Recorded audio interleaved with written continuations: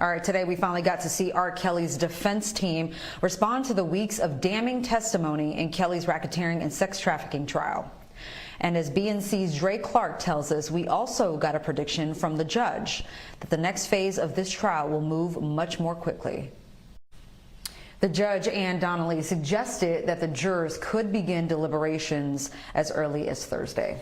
All right, joining me to talk about today's court activities is veteran prosecutor and BNC's legal contributor, Paul Henderson. Okay, Paul, so after 5 weeks of the prosecution's case in chief, the defense finally get their turn. They put up 2 witnesses today, both of whom worked for Kelly and considered him a friend. Your takeaways from their testimony? Well, I think they were helpful for the defense, but only to a small degree. And you saw the cross-examination from these witnesses. I think one of the key points here is that defense wanted to put someone up credible to support R. Kelly. Again, I don't think he's going to take the stand. And it's not a surprise to me that one of their first witnesses was going to be someone from law enforcement or someone with a title that the jury could believe because of their title about what they saw and heard.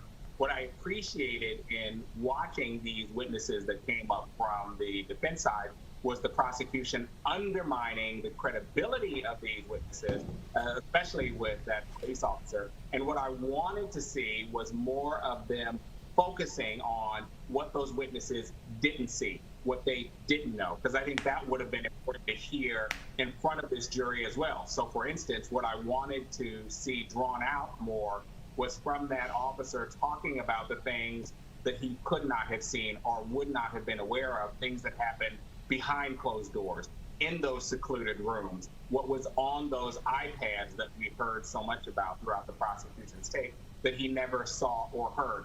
I wanted them to focus a little bit on the fact that the witnesses didn't know until years later that R. Kelly had married Aaliyah, as a representation of the fact that these witnesses were not in close contact with him enough to know some of the dealings that he did in private that he didn't want the public to know or the people around him to know while he was engaged in bad behavior. So it's a good start, I guess, for the defense in terms of, I see where they're trying to go, but I'm curious to see what other witnesses they're going to put on, even though the judge has indicated that their case will be much shorter than what the prosecution had.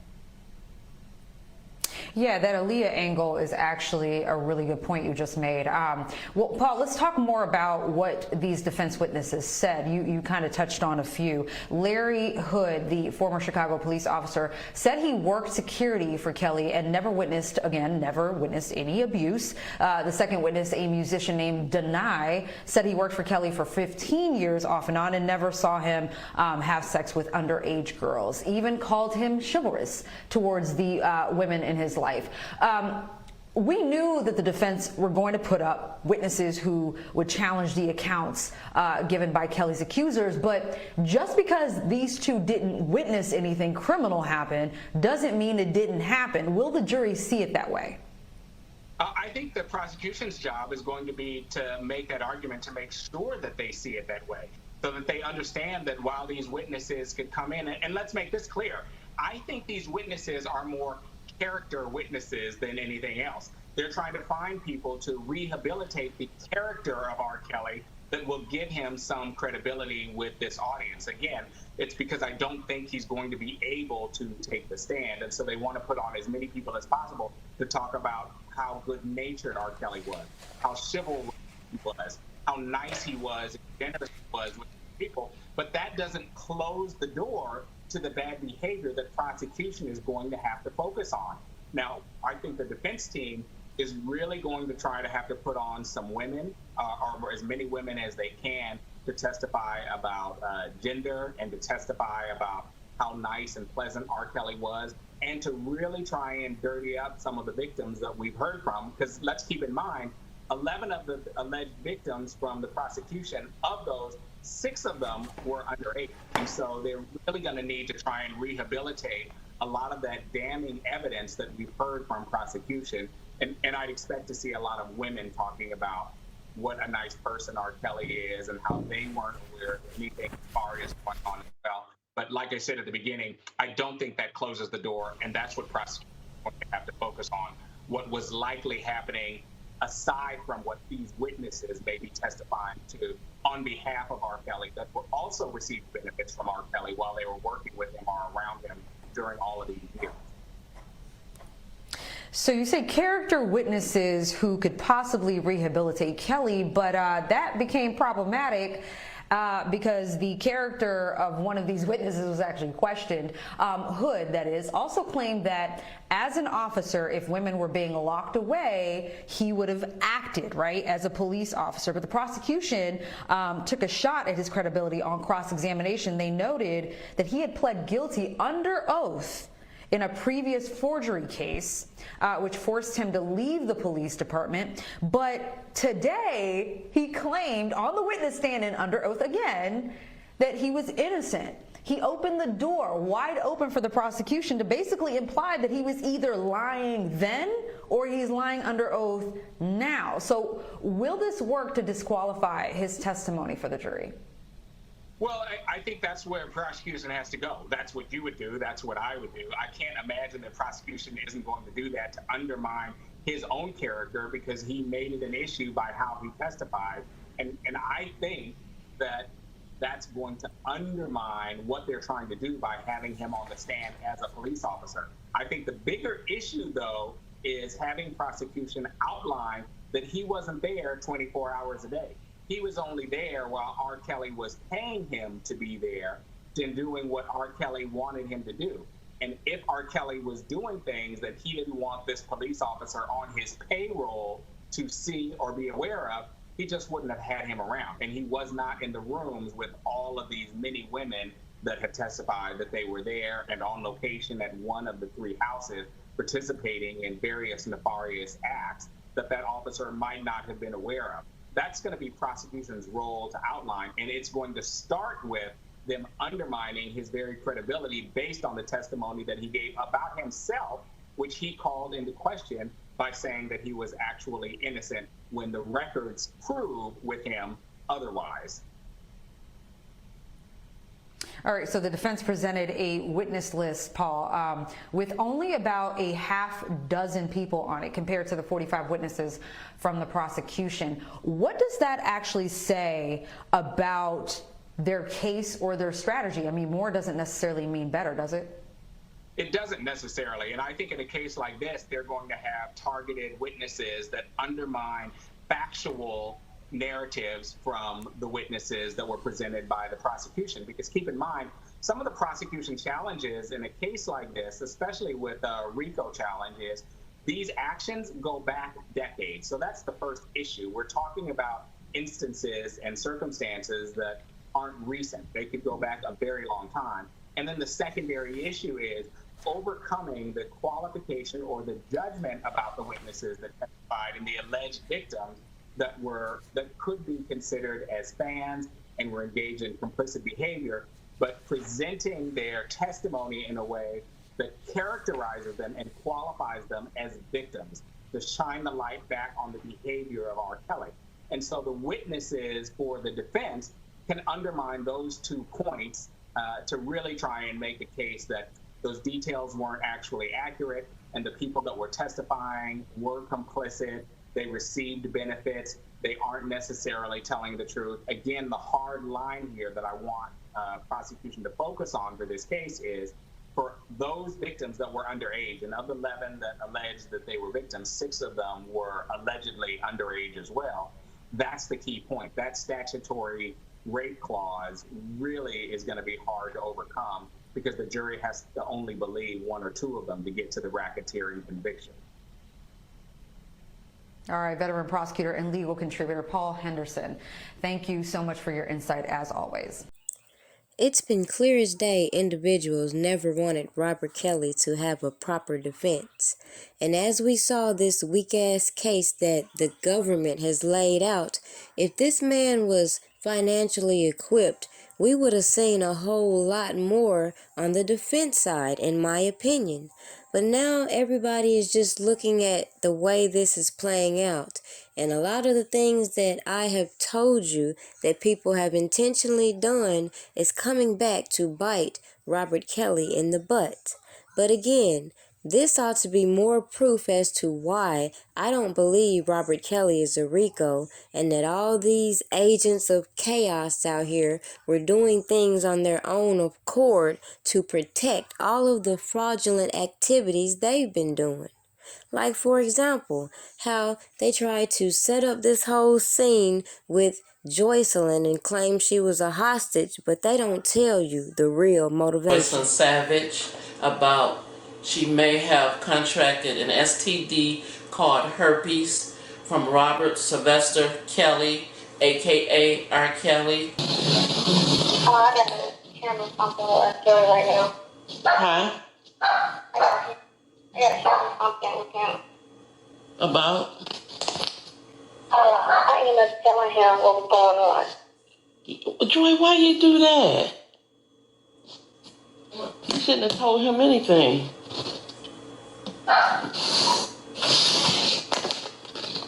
I just told him that my parents found out that we was doing, having sex, whatever. And he was like, he still, like me and all this and that. And he was like, why you just keep it private? And I was like, they found out and blah, blah, blah. Mm-hmm. Yeah, but you should never told him anything. You should have kept that, to yourself. It's like you trying to more and more cover up for him. But at the end of the day, your family is the one going to be by your side.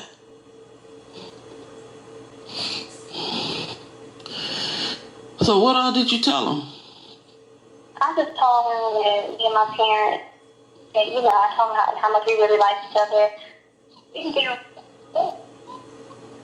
And we, when we was messing around, this and that, and they had found out about what happened between us, because he was like, I want you to be honest with me and tell me what's going on, because this man, because he was just, I don't know, man. So what did it's not like he don't still want me to come out there today. Yeah, what did he tell you to do?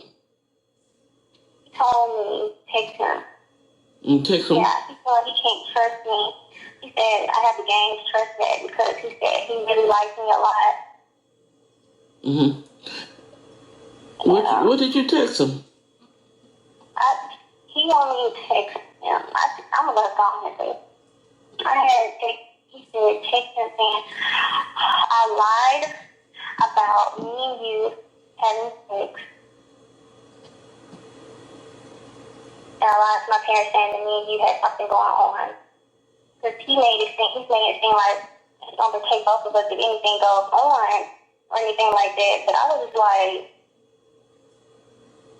he said, he's not saying anything going on right now. He said, if anything ever goes on with that, he said, no. Oh, so he want, in other words, he want to have proof. So in other words, he's trying to cover up his ass. That's all he's trying to do, Joy.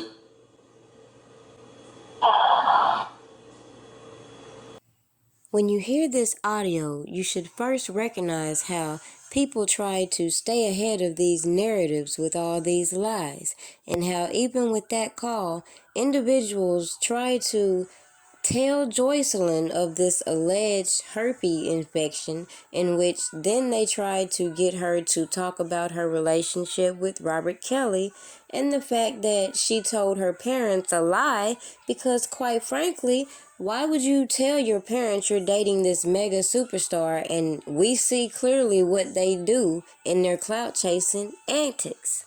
So to get the public involved by claiming this man was holding women hostages, meanwhile this man is being robbed in plain view, I find it preposterous why people can't connect the dots and see what's really going on here. When people bring up this whole tape, they never talk about the whole extortion plot that went along with it. That's why it's very interesting how people respond now, considering these facts. I got a tape with a young lady that was with R. Kelly at the time. She was of age, but she had presented herself as a virgin to her husband. So I think that was like the big problem, that she didn't want him to know that she wasn't a virgin or she was about to marry him or something like that. So I thought I was doing her a favor by letting her know I had this so-called tape. You know, I don't know what you want to do about it. Well, there was another publicist lady. She told the girl that, you know, she was like, she probably is trying to extort money and blah, blah, blah, whatever the case is, without telling all my business and what happened, because that was a very hurtful time in my life, that the FBI started following me because this person felt like I was trying to extort her. That word is way too big, and if you know Kym Whitley, you know Kym Whitley ain't extorting anybody, okay? I know the Lord, and the Lord knows me. But it turned into bad. The FBI was following me. I was up for a big job, and I was out for the audition, for like the 4th audition, and they called me while I was on the way to the audition and, you know, said this can happen and that can happen if you have this tape in your possession. And I got to the audition and I fell out on the floor and I cried and I lost that gig. So, you know, it really hurt me. Now, by now, if you've never researched this story and looked up DeLeon Richards, then you would understand why 2 years ago I originally said it's too much bullcrap around this tape for me to seriously keep listening to these rejects recycle these stories. The same people that come out talking about nobody cares about the black woman, you just heard Kym Whitley, a prominent star, tell you what happened to her. Meanwhile, if you do your digging, you will notice there was a whole lot of extortion surrounding this tape and the number of tapes and how they replicated them, sold them, and no one was ever held accountable for these tapes being sold on the side of the road. So again, this selective outcry is just beyond me. How are we going to sit here and say it's right for them to try to fabricate these stories to charge him for distributing these tapes when obviously these tapes were replicated in an attempt to extort not only him but others? Now, when you got people constantly profiting and setting up these ads to solicit clients to sue these celebrities, it should be clear that they are easy targets for these allegations. But let's not forget, they don't mean they're true. It is very suspect how these individuals involved are disappearing, though. Now, obviously, these people did all that talk to keep this man behind bars, including keeping the narrative going that he bought his first trial and paid off these witnesses and obstructed justice.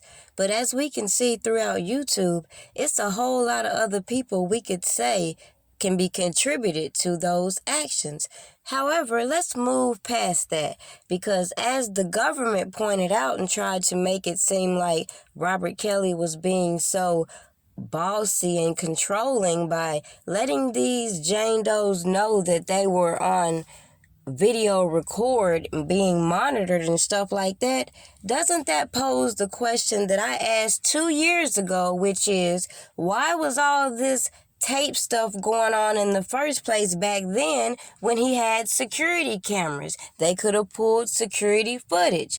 But yet they gave these illusions that they had all this overwhelming evidence, and all we have heard in this trial is a whole lot of he say, she say, and a whole lot of room for reasonable doubt. And the fact that this whole thing from that marriage certificate to that tape is obvious extortion, but people don't want to really investigate all these players that had a role, including the minister who served time for trying to extort DeLeon Richards in the first place. Meanwhile, people try to cook up a narrative and include other people such as Kym Whitley. We see the same cycle repeating over and over in how so many people have been implicated in these stories, yet who's being held accountable?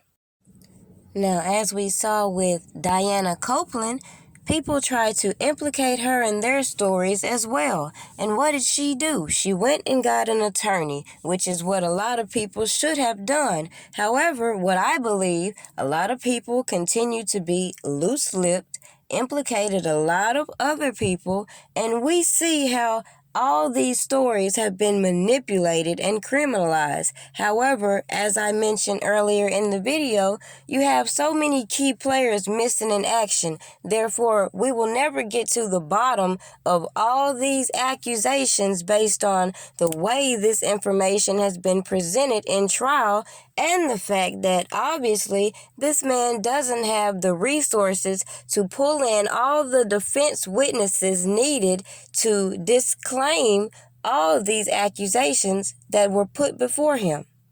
Now, as I pointed out in my community tab, it was very odd to me once I realized that Diana Copeland and Azriel shared the same attorney, and this attorney also brought scandal around Robert's defense, just like I brought to everyone's attention that I felt people were deliberately compromising his defense for these occasions.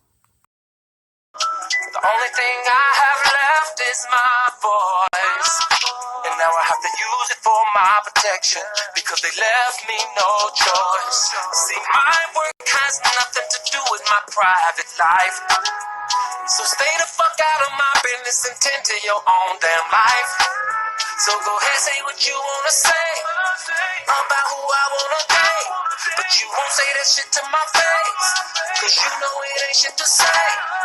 Next nigga bring me some dumb shit, it's gonna be a misunderstanding, cause niggas that listen to dumb shit are niggas that be on that dumb shit. They need a life cause they ain't got no life, so they always conjuring up dumb shit. Blocking my path, they don't know the half, and so they making assumptions. Since when do assumptions? Cost a man his whole career. Found guilty when you're innocent is the only test I fear.